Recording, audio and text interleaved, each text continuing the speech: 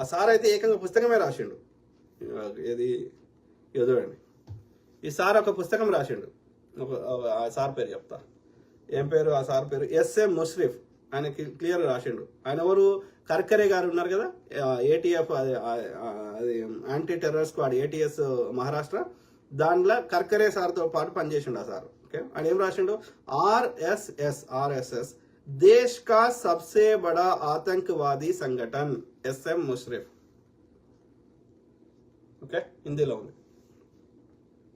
So ఆ sir ఎవరు? రాసిన పుస్తకాన్ని రాసిన సార్ పేరు ఈ సార్. ఈయన పేరు ఎస్ఎం ముష్రిఫ్. మన ఈ సార్ అర్థమైందా?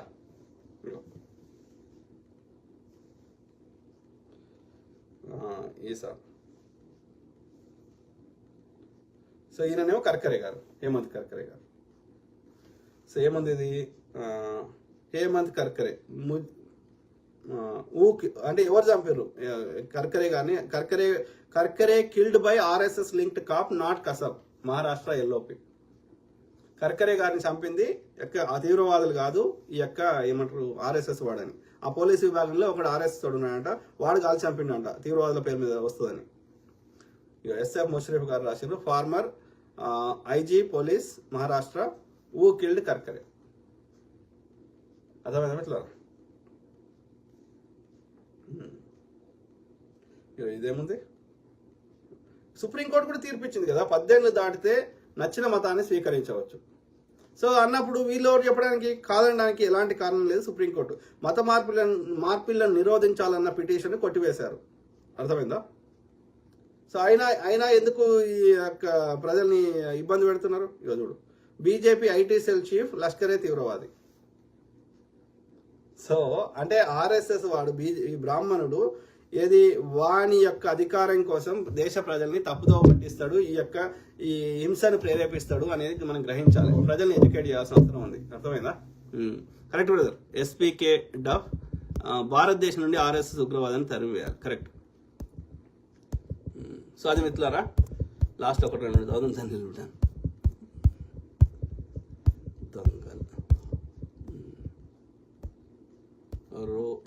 రాజేష్ మామిడిపల్లి.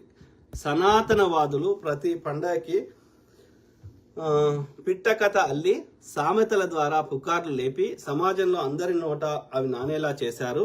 ఉదాహరణకి గణపతి బప్ప మౌర్య అంటారండి, అది ఎక్కడి నుండి వచ్చింది? మౌర్య రాజు, బౌద్ధుల రాజు అక్కడి నుండి వచ్చింది. కుంభమేళా కూడా ఈ సనాతనవాదులకు సంబంధం లేదు. అప్పట్లో బౌద్ధుల రాజు కుంభమేళా ఆ నది దగ్గరి దాన ధర్మాలు చేసేవాడు. దాన్ని ఈ సనాతనవాదులు తమ పండుగల్లో కలుపుకున్నారు. అన్ని ఇలానే చేశారండి. Correct brother, well said. ఇంకా క్లియర్గా ఇంకా క్లియర్గా అర్థం కావాలంటే పాహియాన్ అనే ప్రపంచ యాత్రికుడు మన దేశానికి వచ్చాడు. ఇది అట్లనే హుయాన్ సాంగ్ అంటే ఆయన కూడా వచ్చాడు, చైనా నుంచి యాత్రికులు. ఓకే, ఎందుకని అక్కడ ఈ తక్షశిల కానీ నలంద యూనివర్సిటీలకు చదువుకోవడానికి వచ్చేవాళ్ళు అనేక దేశాల నుంచి. ఓకే, సో వాళ్ళు రచించిన పుస్తకాలు చదవండి. అంతకంటే ముందు పోతే మెగస్తనీసు, ఈ మౌర్యుల కాలంలో మెగస్తనీసు వాళ్ళతో గెలవలేము అని చెప్పి ఆ గ్రీకులు సంధి చేసుకున్నారు ఈ మౌర్య చంద్రగుప్తునితో. ఓకే, సో ఆ క్రమంలో అతని పేరేంది, ఆ సెల్యూకస్ డికేటర్ అంటే అనే కూతుర్ని ఇతను పెళ్లి చేసుకున్నాడు ఈ చంద్రగుప్తుడు. ఓకే, అర్థమైందా? సో అందులో భాగంగా వాళ్ళ ఒప్పందంలో భాగంగా అక్కడి నుంచి ఈ మెగస్తనీస్ అనే అతను, ఈ విదేశీ యాత్రికుడు, అతను ఇతని ఆస్థానంలో ఉండి పుస్తకం రాశాడు, Indica is nothing but India. Okay, so ఆ పుస్తకం చదవండి.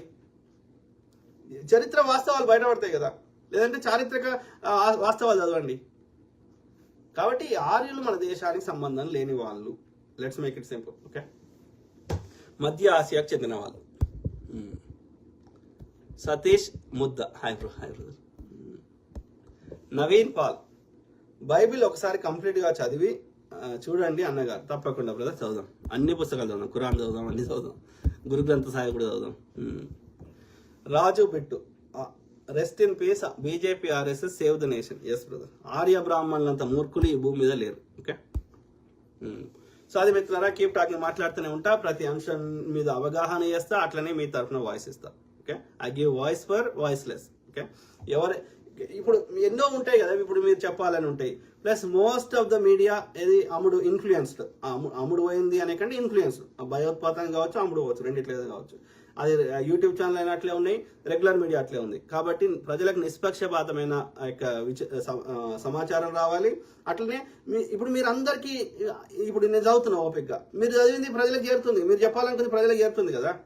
కాబట్టి ఇప్పుడు మీరు చెప్పే మాటని ఏ ఛానల్ చదివి చెప్తాడు చెప్పండి.